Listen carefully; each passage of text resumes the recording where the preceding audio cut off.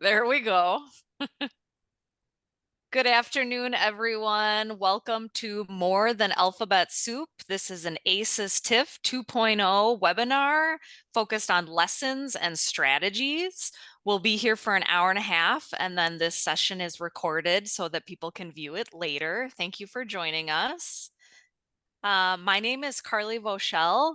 It's always a little bit hard to introduce myself because I do have a few different roles in ABE. I work for the School District 622.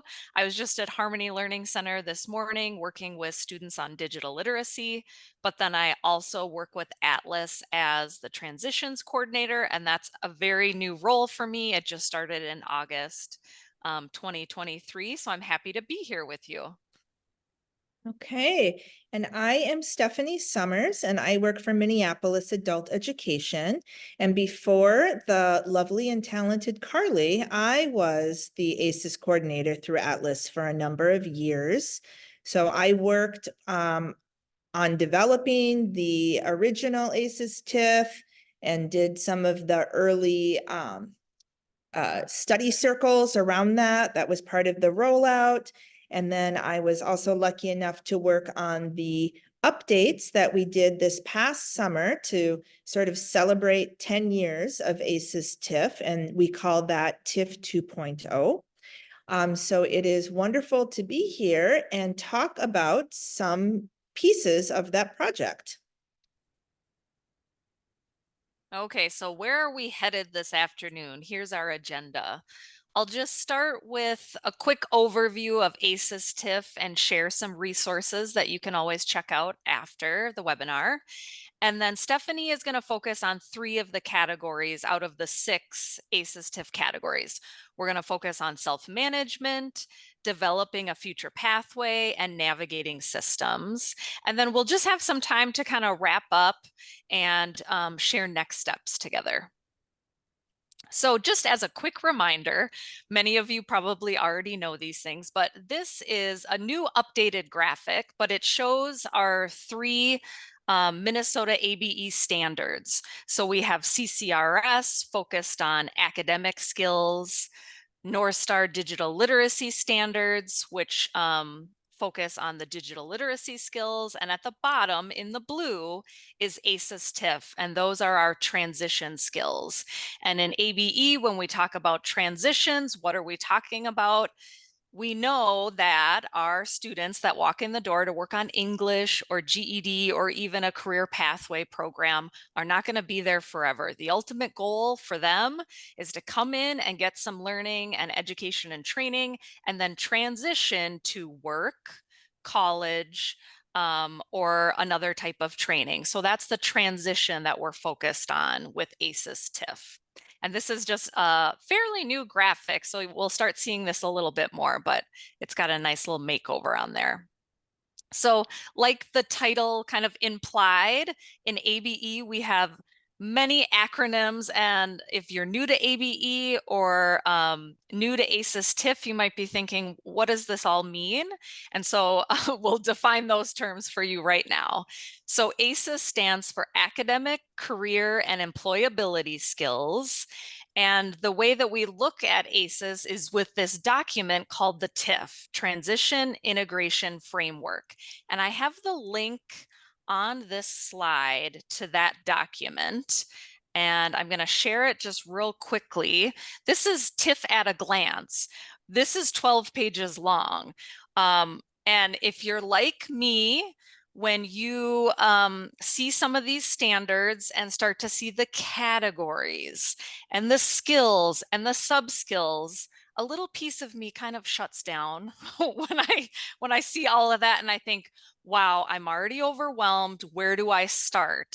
But you're here today, and Stephanie is going to help break it down really well. So you're in the right place if you're thinking, wow, this is a lot of information to take in. But we wanted to quick define those terms for you. So when I talk to ABE practitioners, I went to Austin, Minnesota late in 2023 and did a training on ACES for a whole bunch of people. when I talk to people about this stuff, what I hear from teachers is, yeah, we're doing this type of work. We're working on critical thinking at all levels of our classes. We're working on different types of communication skills, professional communication in an email to a teacher or a supervisor. We're working on those skills in the classroom. Can we always, freshen up some of those skills, try something new, switch it up a little bit?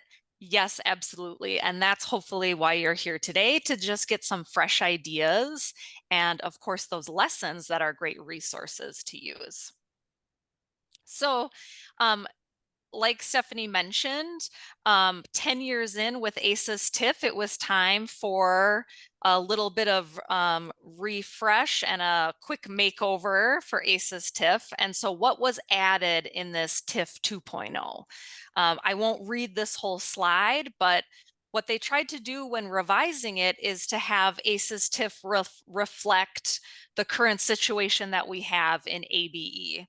Diversity, equity, inclusion is becoming more and more important and central to the work that we do in every type of learning situation. And so those elements were added throughout ACES TIF. We also have themes of emotional and social and emotional learning. And then there's just different types of settings that we have now that we didn't 10 years ago.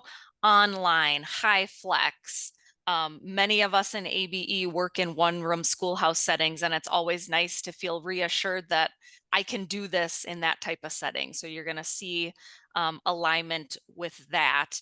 And then also with other transition skills like workforce preparation and IET. Those are such key priorities in adult basic education right now, that those needed to be included.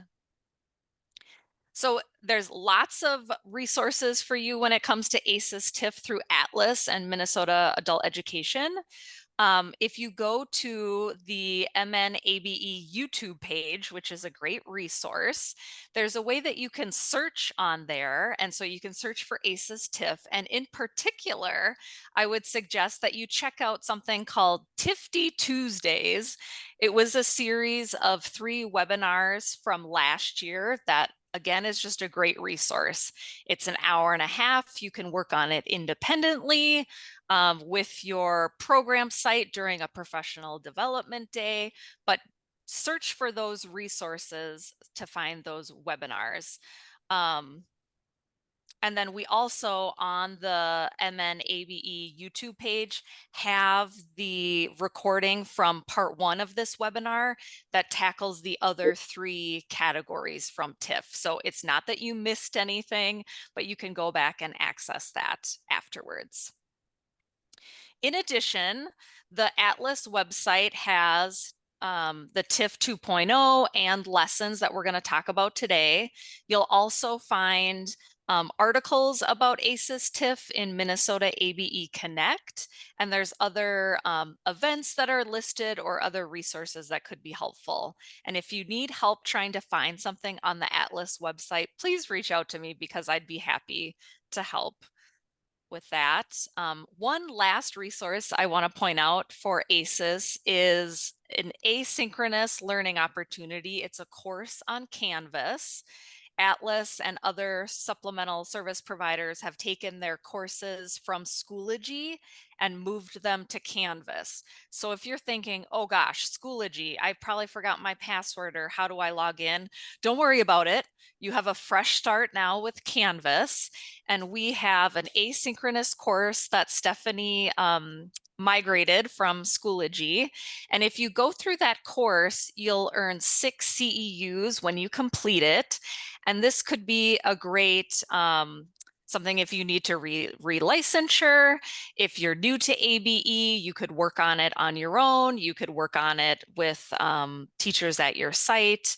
And that is a lot of information for you after this webinar about ACES. All right. Thank you, Carly, so much for getting us started and providing that history of ACES TIF, especially helpful for folks who maybe are newer to ABE or newer to ABE here in Minnesota. It's always great to have people kind of explain some background. So ACES TIF, just to restate what Carly's already expressed, is an initiative that was started to sort of make more concrete and to build language, common language around what are commonly called soft skills or professional skills.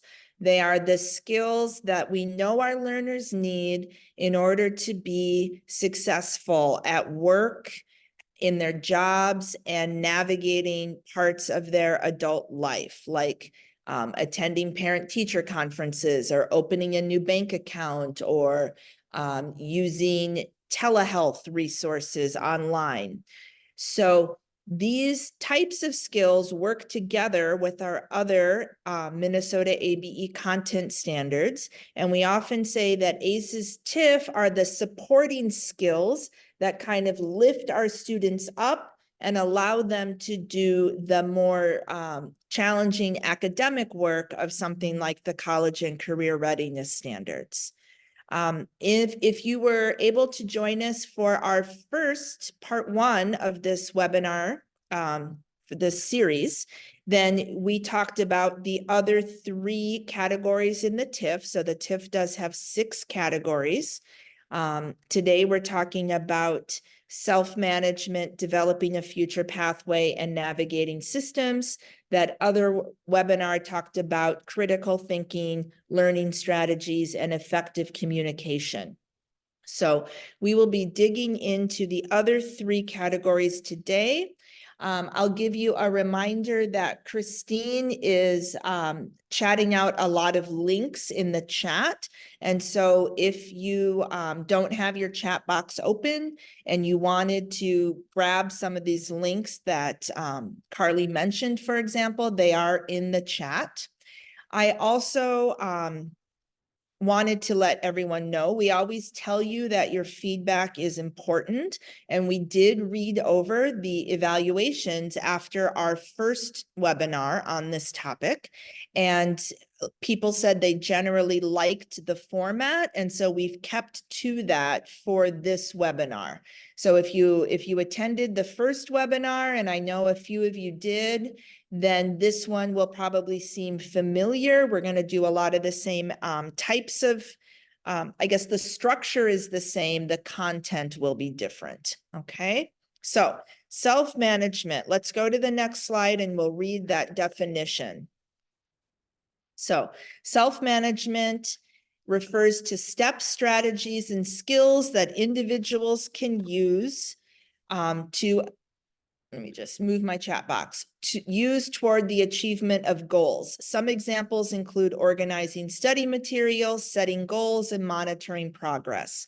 Teaching self-management will prepare learners to succeed in environments where there is little guidance, structure, and monitoring, right? So when someone takes on a new challenge or starts a new job, or maybe is enrolled in a course, for example, and they're not really sure how to manage things, like a self-paced course, for example, maybe where there aren't firm deadlines and they're wondering how they're going to get through it all. Self-management skills are the types of skills that they would rely on. So let's go to the next slide. These are the 3 main skills from this category: set realistic goals and work independently to achieve them, manage information and materials for one's own learning and goals, manage time effectively to complete tasks. All right, and then on the next slide, we will see, so we just saw the 3 main skills. This view includes the sub-skills. And so what I'd like you to do is kind of look through this, the main skills and the sub-skills, and I'd like us to use the chat. And so if you see something in here that you think is already going well with your students. Maybe you feel like your students regularly demonstrate this skill already, or you feel like you already have some strong routines or norms in place to support this skill, then you can rate that with a plus sign. If there is a skill that needs more attention, we're going to designate that with a minus sign. So I'm looking at this myself. I think one of the things that I do pretty well, let's see here. I'm going to talk about something with my students. So we do skill 1A quite a bit. So I'm going to give that a plus sign for myself. In our program, we regularly do conferencing with our students. We're talking with them about their educational goals. We're identifying steps that they'll need to take to reach those goals. Additionally, I'm the adult diploma coordinator for our program. And if you do any work with adult diploma, you know that it's very individualized and it involves a lot of talking with students and creating sort of individualized learning plans. And so all these steps along the way, work they need to complete for their portfolios. So in both of those ways, I think 1A, I feel pretty confident with. Carly says 3B, utilizing tools for time management. So maybe that means setting a timer sometimes when you're in class to let students know how much time they have to complete an activity. That might be an example. I see Kelly is also a 1A person. Beth agrees 3B. Lori is a 1B, so potential obstacles, that's good. Casey says she's strong with 1A and 1B. Julie is identifying 1F as one that maybe she could do more work on, and Beth says the same. Yeah, I think we don't always spend, once students complete a task, we don't always spend a lot of time helping them understand how to evaluate their work. If I go back to the diploma, that's one of the things that is a big piece of that. Students complete a task, I have to provide them with feedback, and very often it's a back and forth where they're having to make changes until eventually they finish the task at the right level or to the right standard so that we can add it to their portfolios. And helping students develop kind of that critical lens on their own, I think, is something to work on. Perseverance, yes, helping our students not to get frustrated. Great. Okay, so it is good to kind of take a minute and take stock, do a little self-assessing of where we're at with this skill. And then I'm going to introduce you to some lessons that might help you to build up some of these skills in areas where your students might need a little more work. So again, the TIF 2.0 lesson plans are all newly created. And so they all use a new common lesson plan format. That lesson plan format does try to give some ideas and suggestions for bringing in some of those things Carly talked about, like a greater attention to diversity, equity, and inclusion, a greater attention to students' social emotional learning needs, and then some ideas for differentiation and maybe how to make the tasks work with different types of students and different types of classrooms. So what I'd like you to do now is I want you to pick one of these sample lesson plans. So if you work largely with beginning level students, that lesson plan is about organizing classroom materials.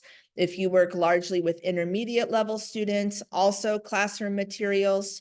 And then it's not the same lesson, but they're on the same topic. And then if you work with advanced level students, it's about time management skills. So Christine put a link in the chat to a folder where you can find all 3 of those lessons. And then if we go to the next slide, what I would like you to do is spend a few minutes looking at the sample plans. So choose the one that best aligns with your level of student. We're going to look at that lesson plan, and I want you to think about, what did you like about the lesson? What activities could you use with your students? What would not work with your students? What would maybe need to be changed? If you're, for example, in a one-room schoolhouse and the lesson's asking for collaboration, you might have to make some changes to that. So I am going to stop talking for the next 3 or 4 minutes. Please go to that folder using the link Christine shared and review one of the lesson plans, and then we'll share a few of our ideas, okay? If those directions aren't clear, please let me know.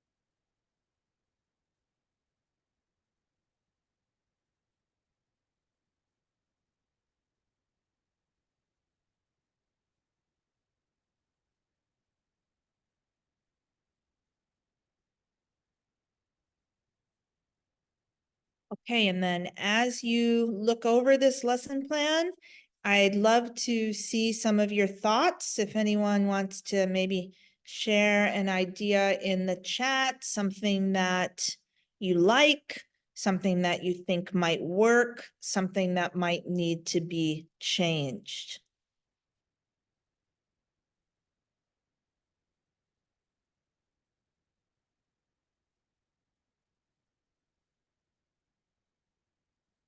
Or we're a small enough group, we could also have people unmute and share that way if it's preferable.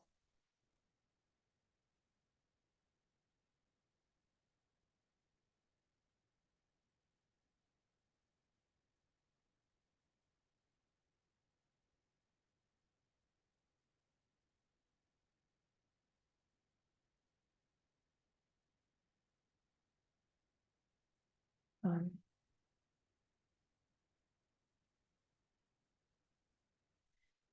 Keeping an eye on the chat, hoping someone might share something.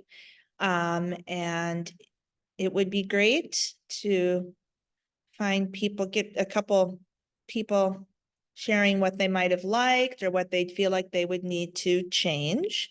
In the meantime, we can go ahead and look at one of the lesson plans. And the one that we're going to look at a little more closely one of the activities, excuse me, from one of the lesson plans. And the one that we'll look at, the activity is related to the advanced level. I do see a little bit in the chat here now. So Christine says, not having good self-management of time skills really hurt me my first year of college. My academic skills were good, but I was missing this ACES TIF skill big time. Yes. Yes, I would have to say I agree with that about myself, Christine. I had really bad time management skills. I was a huge procrastinator. I was one of those people who would often ask for extensions if I could turn something in, a little bit late, or I would find myself staying up really late into the night to finish something because I put it off till the last minute. So I'd like to think I've gotten a little bit better about that, and I don't put everything off so much now.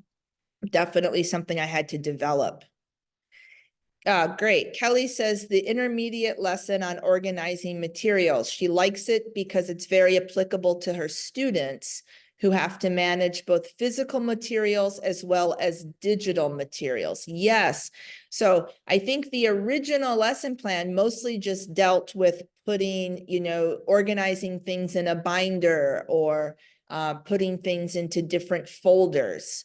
But one of the updates, I believe, had to do with managing things digitally, organizing information maybe into different online folders, like different in Google Drive, for example, which is probably more aligned with how people do that kind of thing today.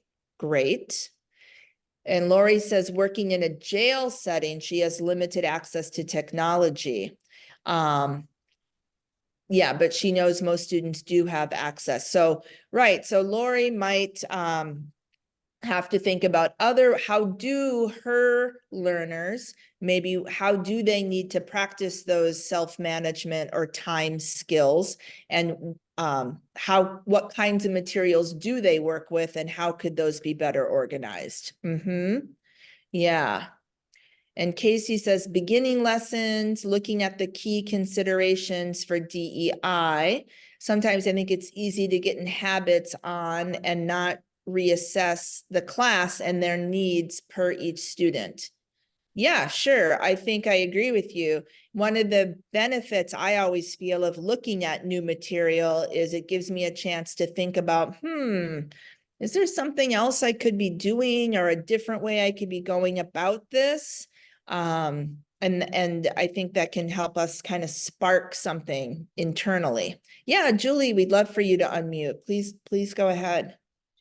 I looked at the beginning lesson about just using a notebook, a binder, a spiral notebook. And I used that lesson with pre-lit students, level 1 students, very beginning students, but I found I had to go back a step and first have them leave those materials in the classroom, because even getting them home and back to class was not in their skill set yet. And once they kind of had made a number of pages for their binder, they began to see its value and had more ownership of it. And then they could take it home and bring it back to class. But it was a step that I hadn't anticipated. Lost a lot of binders at the beginning. Yeah, I really appreciate you saying that, because it comes back to a lot of the training I know you've gone through, Julie, and I have as well. I'm sure many of us have, about teaching through that that diversity lens. And when we think about, for students who maybe don't come from a print-rich culture, they probably don't see the inherent value in having a binder, right? I mean, a lot of us are like, ooh, a binder, I know just what to do with it and that I need to have it with me every day. But I think it's true. We do have to remind our students, or I guess not remind, we have to show our students why something is important before we can expect them to value it. And I do think that's really important. So thank you for bringing that up. And Christine says, what a great example, Julie, of how we need to think through all the steps that precede a task we're introducing to students. Yes, and that not everyone has the same background that we do. Not everyone recognizes that when, you need these basic supplies every day, because that's not been their lived experience. The things they might have needed to get by in their previous lives might have been different tools than the ones we're using here at school. That's great. Okay, thank you so much. I just think it's so much better when people share what they have, what they're thinking about. It makes it really, really rich for everyone. So we're going to look at one of the activities from the advanced lesson plan. The guided practice section talks about this matrix of priorities. And this was kind of a new tool for me. So I took a picture of it here, where we can categorize the things that we need to do by do first, do next, do later, don't do. And I think one of the things that I struggle with is that don't do. Once something kind of gets on my to-do list, I sometimes have trouble letting go of it.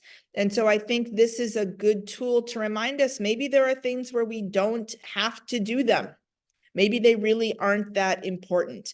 Let's go to the next slide.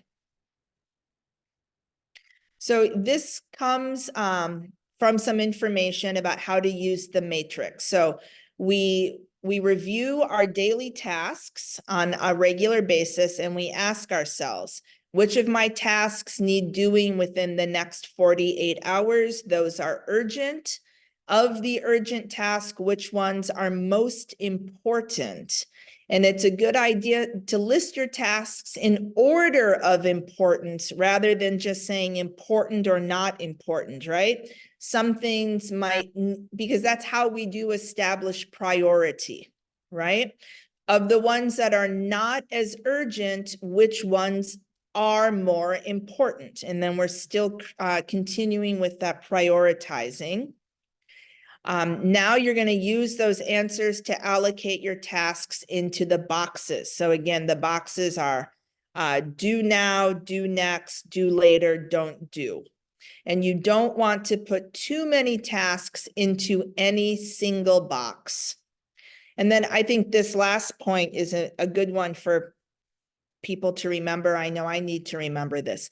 Don't put off urgent or important things just because they are unpleasant.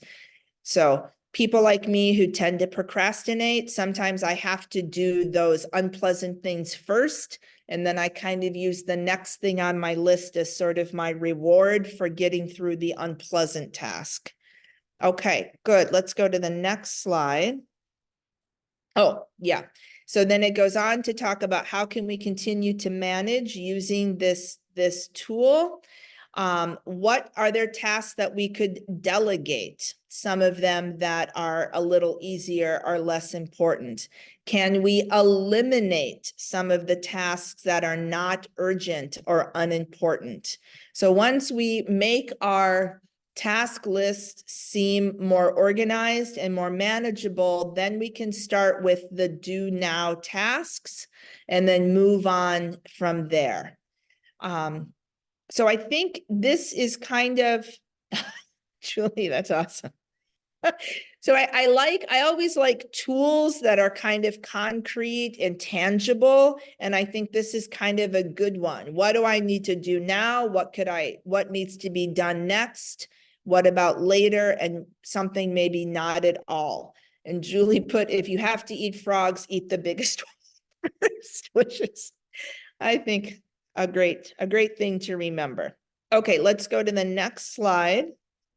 So just as a quick exercise, think about 5 to 10 things you have to get done in the next week. And could you put these tasks into the priority matrix? So what might be something you have to do first? What could be something that's a do next, a do later? Is there anything that you could say, I'm not going to do it? I'm either going to delegate it or eliminate it.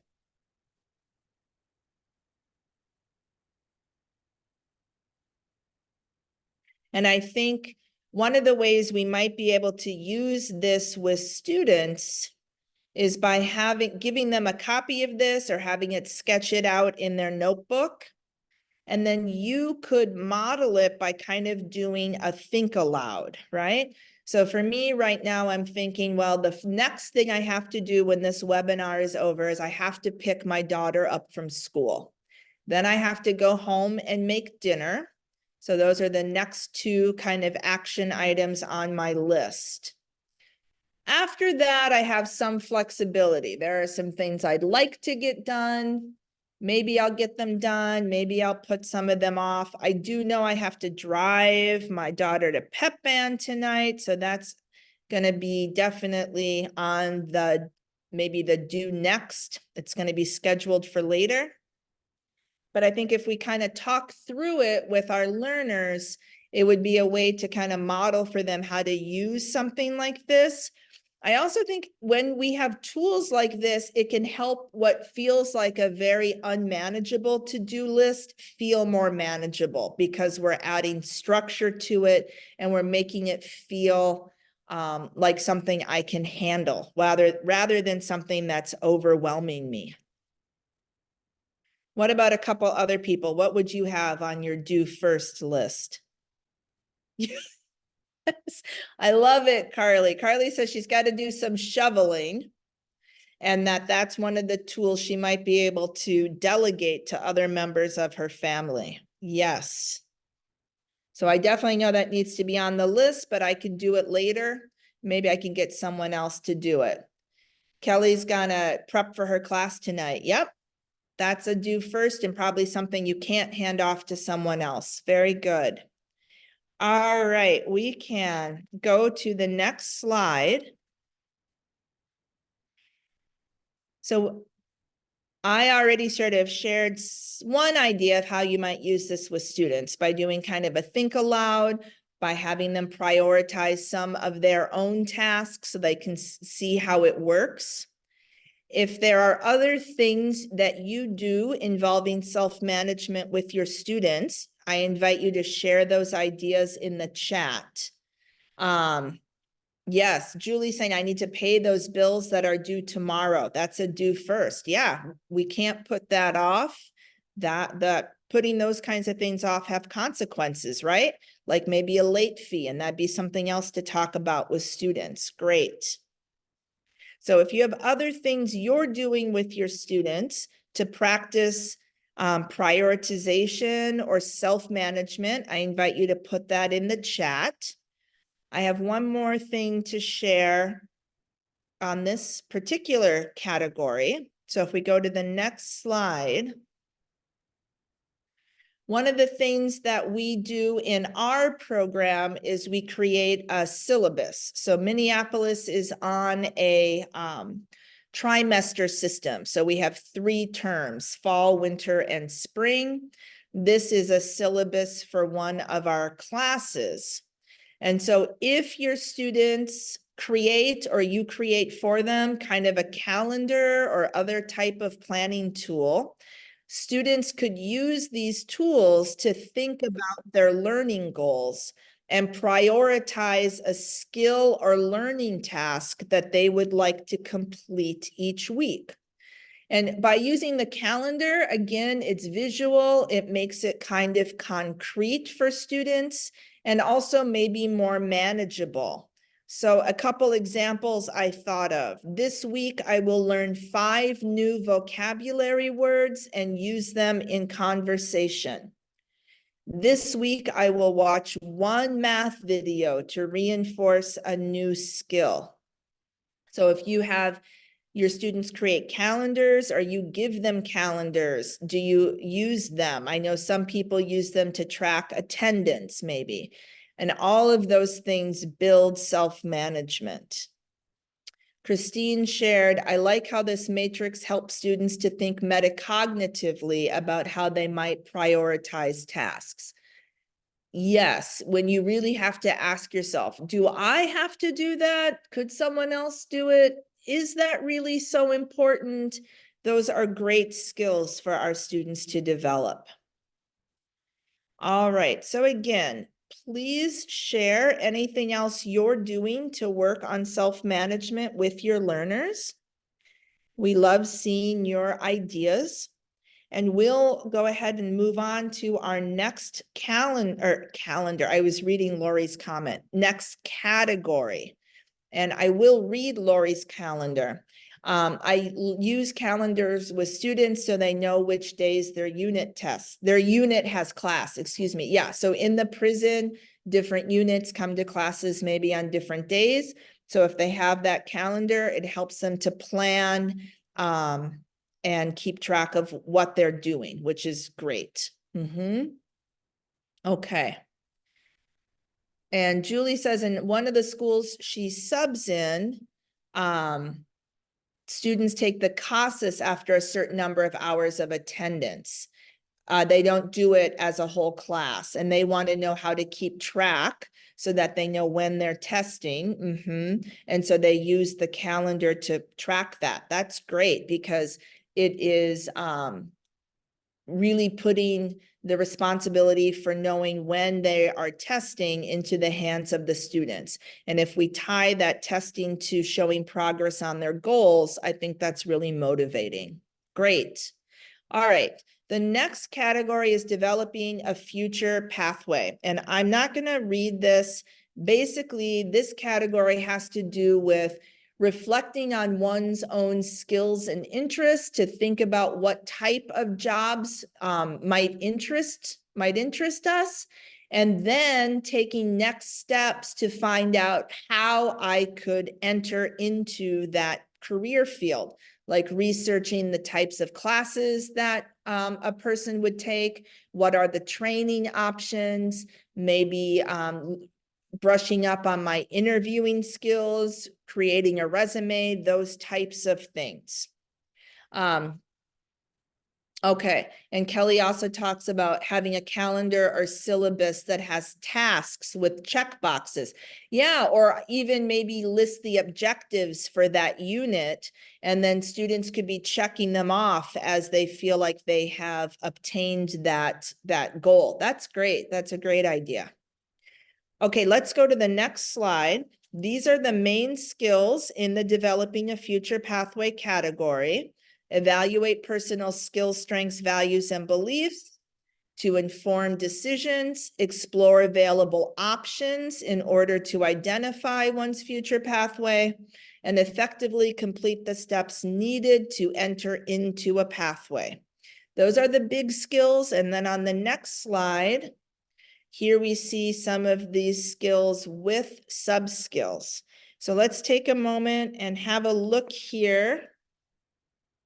And maybe there's a skill that you think you're already doing pretty well with your learners and what you could work more on. So one of the things I have noticed over time that I have to speak more about is 1A. So that's kind of a minus for me. What I have found is my students, I have not always done a great job of helping them to recognize how what they do in class builds their overall skill set.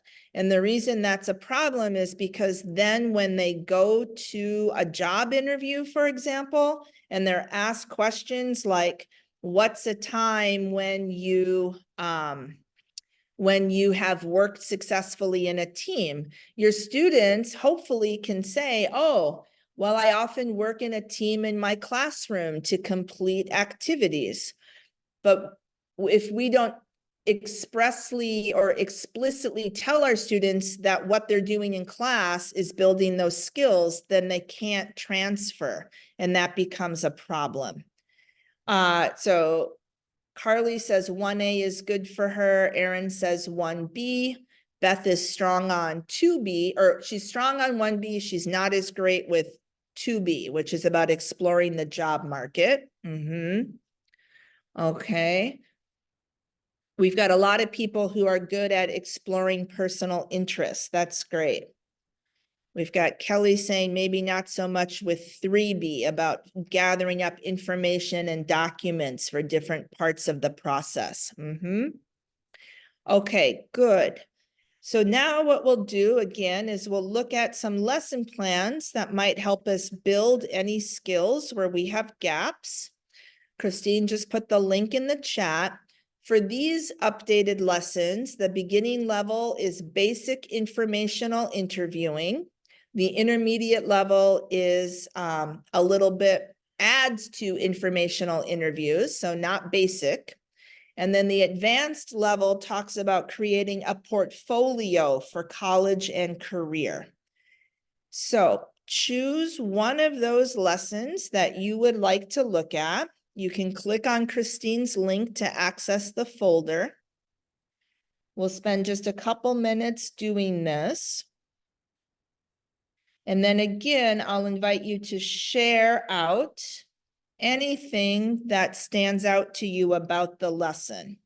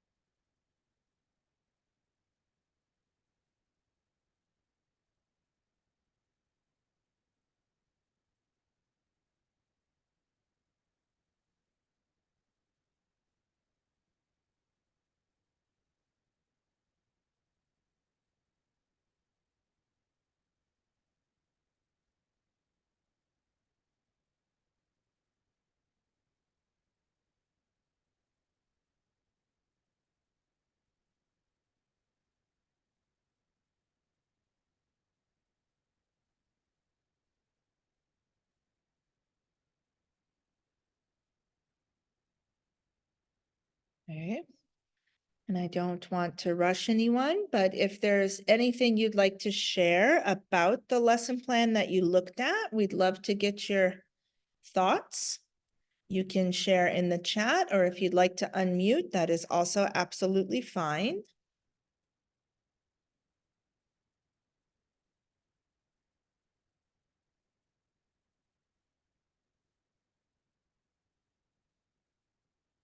Kelly says in the advanced lesson, information on Career One Stop about different types of references is helpful. Great. Yeah, okay, right. Like, do you mean like being like a professional reference versus a personal reference, that kind of thing? Yeah. I do think that's probably something our students, a lot of adults probably need some clarification on. Okay. And if anyone else would like to share something, please feel free to do so.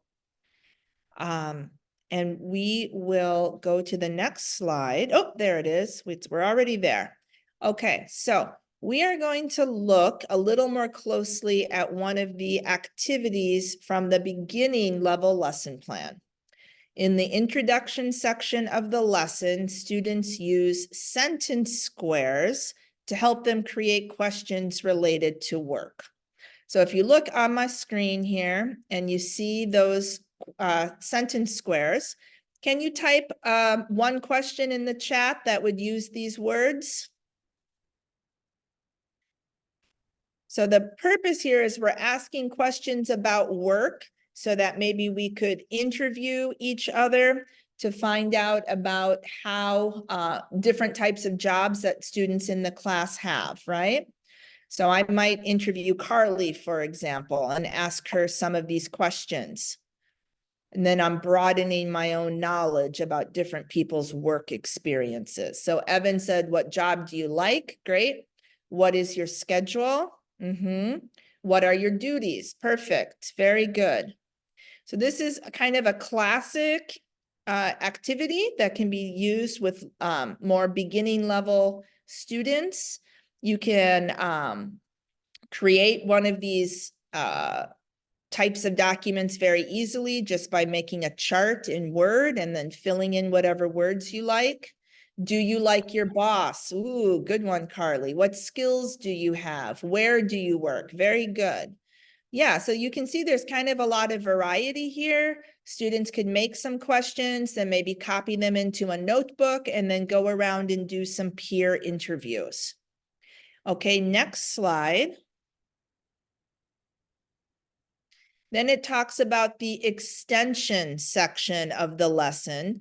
Students reflect on what they have learned about various careers and incorporate that with their likes and dislikes and interests. So we can see we've got healthcare, construction or landscaping, manufacturing, and education.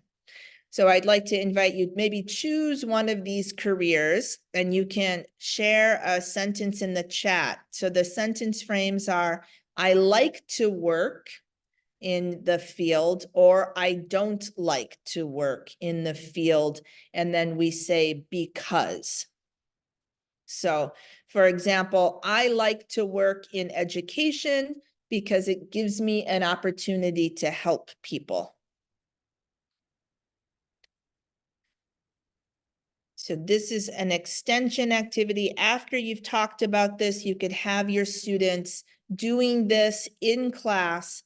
I like that it's nice and kind of repetitive so that the students aren't struggling with what questions am I answering. They know the two questions they're answering, and then they can focus on their examples for each career. Let's see, we've got, I like to work in landscaping because I like to be outside. I don't like to work in construction because I am afraid of heights. Yeah. I don't like to work in healthcare because I don't like seeing blood. Exactly. I agree with pretty much all of those statements. Yeah.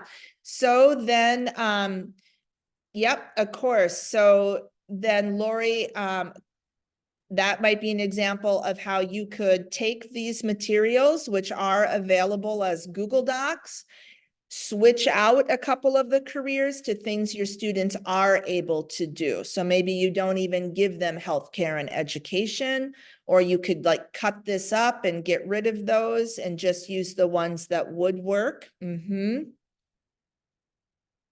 I like to care for people, says Beth. Great.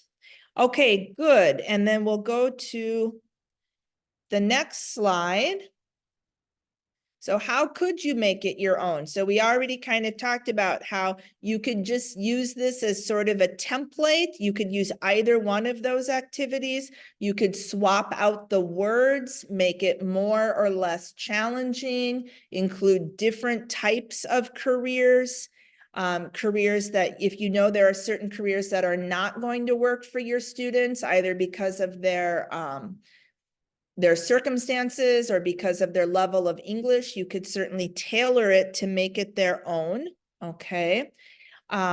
If there are other things you're doing to practice for developing a future pathway or helping your students think about future career opportunities, we'd love to have you share that in the chat. I know there's all kinds of things you can do, and we've only talked about a couple of examples. So I definitely would love to see people sharing other ideas in the chat. And while you're doing that, I will share one other idea that I got from a webinar that I attended. I think it was maybe last spring. So if we go to the next slide. Here, oh, this idea was shared in 2022 in a links webinar with Rana Maggie and Donna Price. So here is an idea here. It's called the one word selfie. And I think this in particular could maybe, it could work in, I think, either an in-person class or an online class, but I like it because it would work well in an online class. So again, as I mentioned before, it's so important for our students to be able to identify and talk about their own skills and strengths, especially since behavioral interviewing is so important and people are asked questions like, what How can you demonstrate this skill? What skills do you have? What would you do in this situation? What are your values? So this activity gives students kind of a fun way to practice that.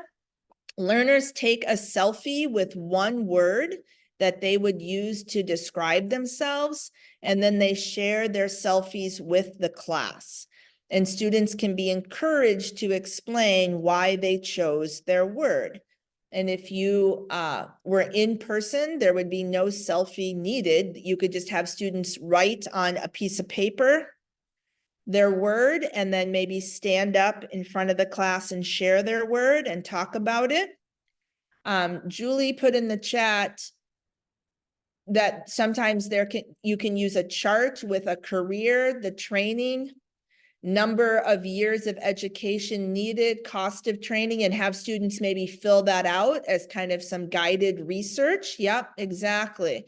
So students could fill in some of that information on their own using online tools like My Career, Career One Stop, or My Next Move. Great. So you can just do it as an activity where students share their one-word selfie and then talk about it, or you can make it a little bit more complex. If we go to the next slide,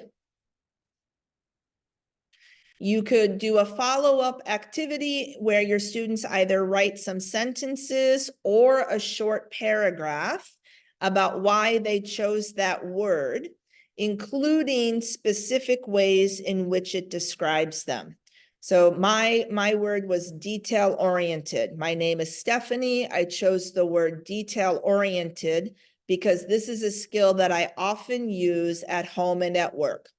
At home, I need to be very careful about the money that I spend. I make sure to track all of my purchases and bills. I am careful to never have too little money in my bank account. At work, I carefully plan the lessons that I teach. When I create slides for my students, I read them carefully to look for spelling and other mistakes. So your students could write something similar, or if they're still kind of developing their writing skills, they're not at the paragraph level yet, just some sentences would work to explain why they think that word describes them. You could use some frames like I am detail-oriented because, and have them complete the sentence, right? In the chat, Carly says students love to get their pictures taken. Some do. So then you could maybe hang the selfie pictures up in class to make kind of a bulletin board. That would be fun. Yeah, and Julie was just saying a lot of times our students don't have a clear idea of what is needed to enter a career field. And sometimes they're not that familiar with the idea of career laddering, right? So a student might say, I want to be a nurse or a doctor, and maybe they don't know there are other ways to get into healthcare where we could maybe start working in that field while we're still building our English skills or our basic skills. Okay, great. I have one more slide on this category.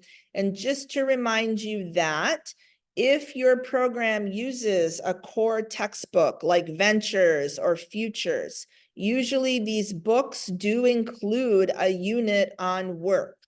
So you could think about ways to expand your students' learning by encouraging them to do something like complete a simple research project. That's, I think, what Julie was talking about with creating like a chart and students fill in information. Or you could supplement what you're already doing by using some of the materials from the TIF lesson plans to help them kind of dive deeper into this topic. And again, if you work with HSE or adult diploma students, one very common topic for the research piece of the adult diploma when they have to write that essay, I very often have my students research a career field and then write about that, because they are then kind of checking off more than one box. They're doing their writing sample. They are also creating evidence for developing a future pathway. And sometimes they also use this for their oral presentation. So it is really a great versatile thing to have them do career research.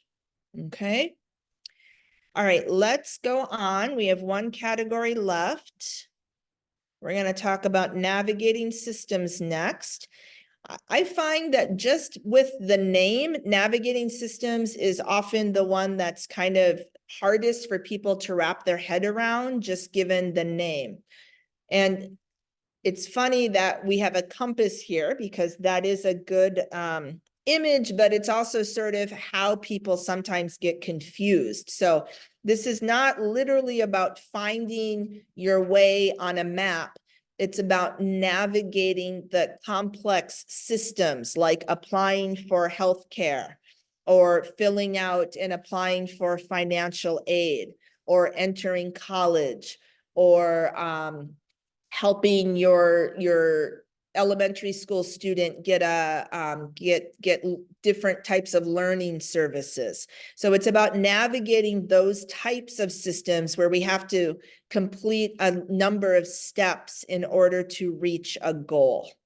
All right, let's continue.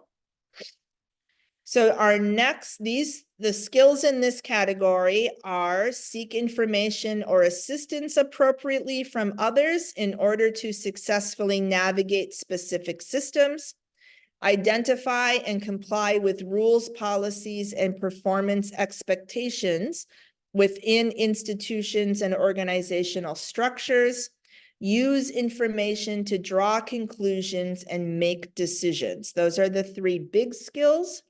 And then on the next slide, we see some of those sub skills. So if we want to take a moment, we can decide what we're good at, what we might need to, what we or our students, what we're good at helping our students do, or what our students demonstrate on their own. Let's see.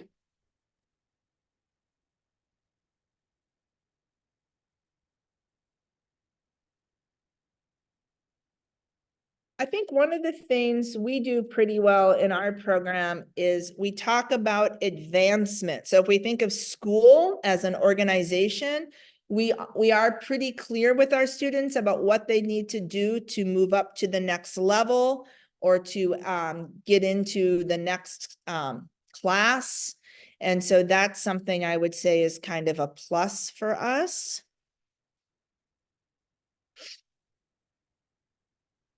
If anyone else has things that they recognize they're doing well or that they need to work on, we can put that into the chat. This one is a little bit, I think this is a little challenging. All of 3A is a minus. Okay. Helping students with self-advocacy.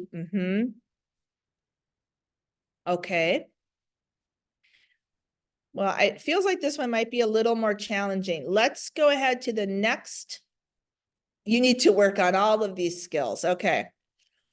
Erin says she's doing pretty well with a number of them. That's great. Well, if we need to work on these, here are some lesson plans. So again, we've got the beginning level and intermediate level are both related to creating classroom norms. And then the advanced level has to do with developing an educational learning goal and monitoring progress towards that goal. So Christine will put the link to these lesson plans in the chat. Wonderful. So you can open that folder and just in a couple of minutes, we'll have you skim one of those lesson plans and think about these questions. All right, and I'm gonna turn off my video for one moment while I blow my nose, and I'll be right back.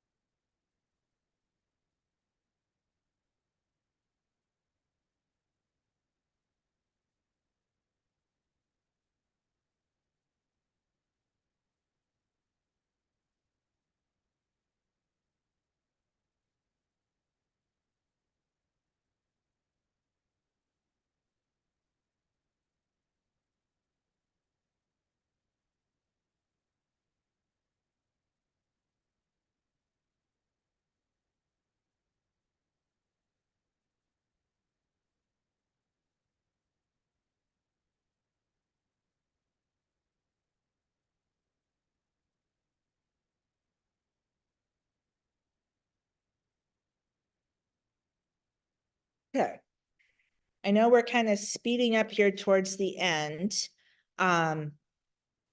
Please do feel free to comment on the lesson that you looked at in the chat. But because of time, we're going to go ahead and move on to the next slide. And so this time, instead of this activity, what we're about to look at does not come directly from this lesson. Instead, we're going to build on some of the activities from the advanced level lesson. In the advanced lesson, you help your students focus or help them set up a goal and then monitor progress towards that academic goal. And a common goal for many of our learners is to attend college. I know for some of our students that might be a longer term goal. Other learners might be getting ready. Maybe they only have one GED test left, or they're about to submit their adult diploma portfolio and they'll be transitioning out of our program soon. Even students who themselves do not see themselves going to college might have children or friends or other family members who have this goal, and it would be helpful for them to be able to provide some assistance or information. So we're going to watch a short video from a collection called Personal Finance 101 Conversations, and these materials were put together by the St. Louis Federal Reserve. So if we go to the next slide, this is just some of the videos in this series. So there's one about mortgages, one about college. The college one has a number of different pieces. It talks about filling out the FAFSA, talks about financial aid, talks about different types of college, for-profit, nonprofit, these types of things. What all the videos have in common is they're all related to helping you make smart financial decisions or navigating your finances. So we are going to watch one of the videos, and this one is called College Choice 101.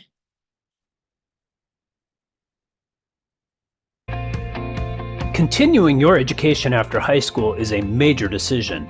There are many options to choose from, including apprenticeship programs, military service, community and technical colleges, or four-year public and private universities, among others. It's true there are many things to consider, such as, what are the academic programs like? How did you like the campus when you visited? Is it far enough from or close enough to home? How much does it cost? What kinds of scholarships are available? And what kind of job can you get when you're done? Additional education is a big investment of your time and money, so it's important to select a program of study that allows you to utilize your strengths, find opportunities to do work you find satisfying, grow professionally and personally, and of course, obtain employment. In this episode, we'll focus on some aspects of choosing a four-year college or university. One of the first things to consider when choosing a college is what you'd like to study. Knowing your skills, interests, and aspirations will help you choose a major and program that's a good fit for you. The Bureau of Labor Statistics Occupational Handbook is an excellent source of information on jobs, including education requirements, work environment, median income, projected growth rates of occupations, and other data. It's a good idea to think about your interests and to take some skills assessments and interest inventories if you can. After that, you'll want to compare the cost of a four-year degree at all of the schools you're considering, and then compare these costs with the projected future income for majors you're interested in pursuing. This can help you predict what portion of your future income you will need to allocate to student loan payments after you graduate. We'll compare salaries later, but first let's look at tuition at two four-year universities, one private and one state. The College Board publishes information about the costs of college and the changes over time. We'll use the College Board data for our example. The private university's tuition with room and board is about $49,870 per year, which is $199,480 for all 4 years. On the other hand, the state university is about $21,950 a year for tuition with room and board. or $87,800 for 4 years. Still a lot of money. The totals don't mean you'll pay the full amount out of pocket at either college, though. Few students pay full price, and few students pay nothing at all. This is because most qualify for or earn some financial aid in the form of scholarships, grants, or work study. Private schools often have more money to offer students in the form of grants and scholarships than public universities do. Often, this can make the actual cost to attend similar for most students. To help potential students, most colleges have a tool called a net price calculator on their website that will help you estimate what it will cost to attend that school based on your information. In addition, the U.S. Department of Education has a terrific website called the College Scorecard. There you'll be able to figure out how much the average student pays at a given school, the school's graduation rate, and the average rate at which students are able to repay their student loans. The tuition price is only part of the story, though, so let's talk about the other side of this equation, your projected future income. Evaluating projected income will give you an idea of how long it'll take to repay a loan and how much interest you'll wind up paying over the loan term. When you do your own research, you can use the BLS Occupational Outlook Handbook or other sources to find specific salary information for jobs. For this example, we'll assume your chosen occupations are computer science, social work, and art and design. We'll say you would earn an average income of $80,000, $45,000, and $50,000 respectively. When people borrow to fund their education, they typically have to begin making loan payments when they graduate or stop attending school. According to Experian, one of the major consumer credit reporting companies, the average American carries $35,000 in student loan debt. We'll create a chart using $35,000 as the principal or initial amount of the loan. We'll show the payoff period and interest paid if you devote 10% of your estimated monthly income to paying off your loan. We're going to assume a typical 5% student loan interest rate and use an online calculator to figure out the total interest paid and the time it'll take to pay back the loan. You may wonder how this information is helpful.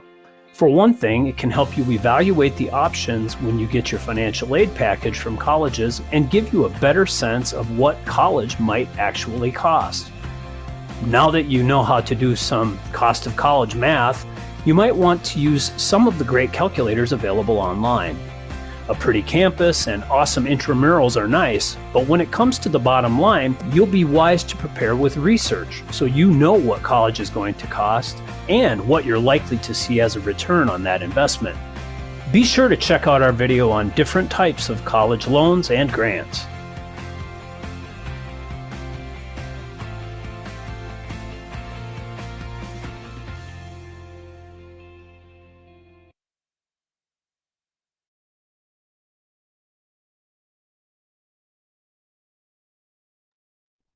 Oh, Stephanie, you're muted. Thank you.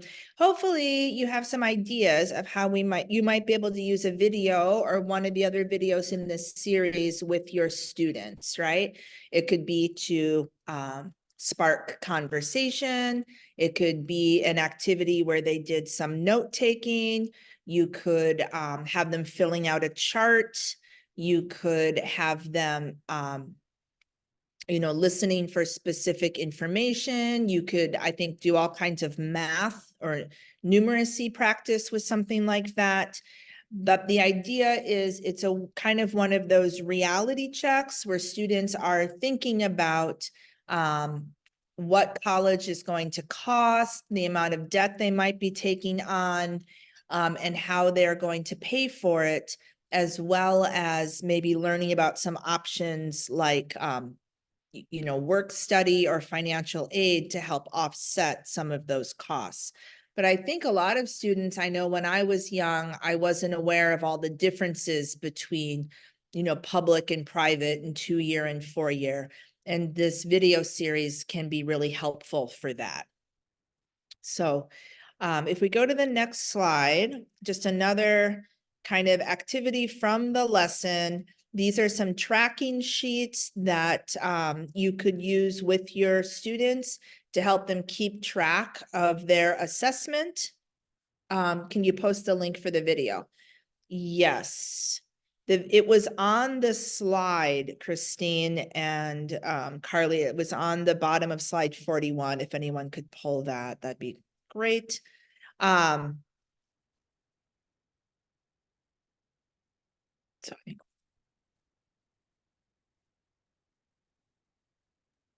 Hold on.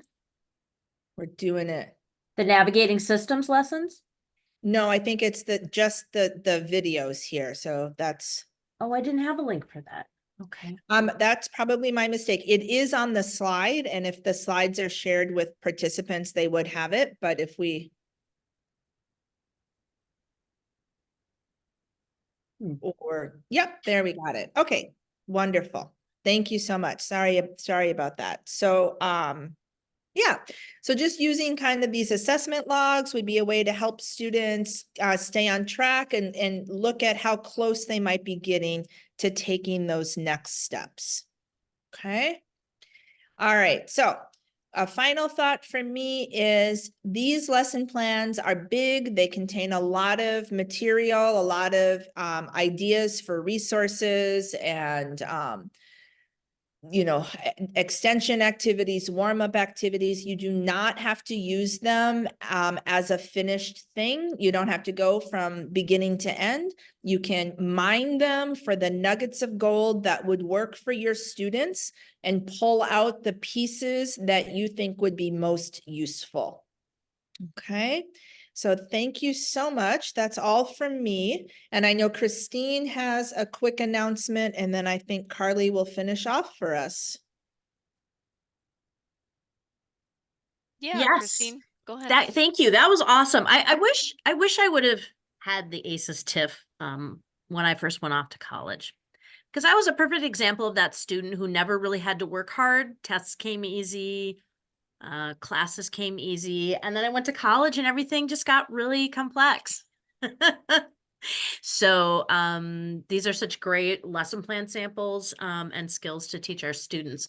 I am going to drop a link into the chat box right now. And rather than throw a bunch of links at you, we have a couple slides here about some upcoming events. But I'm going to drop something here. And this link will lead you to a document that has some important information on it as far as the link to the Metro Regional that's coming up, the save the date for the Adult Career Pathways conference that's coming up, and then also some additional information about some new monthly high school equivalency coffee talks that are happening, and then information about how to get into the online Canvas courses. Of course, the ACES Foundations course, but also the ABE Foundations and the CCRS Foundations. So check that link out that I just dropped in the box. Thanks. There's always so much different types of training happening, and it goes all year round, you guys. So I just wanted to highlight a couple things that are coming up pretty quickly. The Metro Regional will be held Friday, March 1st, which is just a couple weeks away, right? It's going to be in Roseville at the DoubleTree. It's $25 to register. You get lunch. And this is the first time there's been a Metro Regional in person for a number of years. So if you like that in-person training and you're in the Metro, please join us for that. Registration is now open. And then we don't have registration available for this event. So this is just kind of a save the date for what we're calling the Adult Career Pathway Institute. It's going to be a half day, so just morning, 9 a.m. to 1 p.m. on Friday, April 19th. This will be a virtual conference. And if you are interested in adult career pathways, IETs, SSLOs, working with employers, this is going to be a great training for you if you are a manager, a teacher, working with any of those, or if you help students with navigation services. That is the intended audience of this event. So please join us for that, and there will be more information coming. That is all the content we have, but if anybody has any any questions, they can put it in the chat or unmute. Just as a reminder, we'll send out the recording and then CEUs and an evaluation in the next couple days. You'll get that email from Gail, so watch for that in your inbox. But thank you for joining us.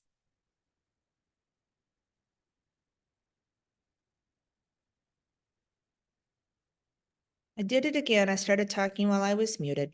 If anyone has an activity or an idea that they'd like to share, we'd love to hear from you. Otherwise, I just want to say thank you so much for joining us for these webinars and for seeing the value in ACES TIF and in developing these skills for your students. Thank you.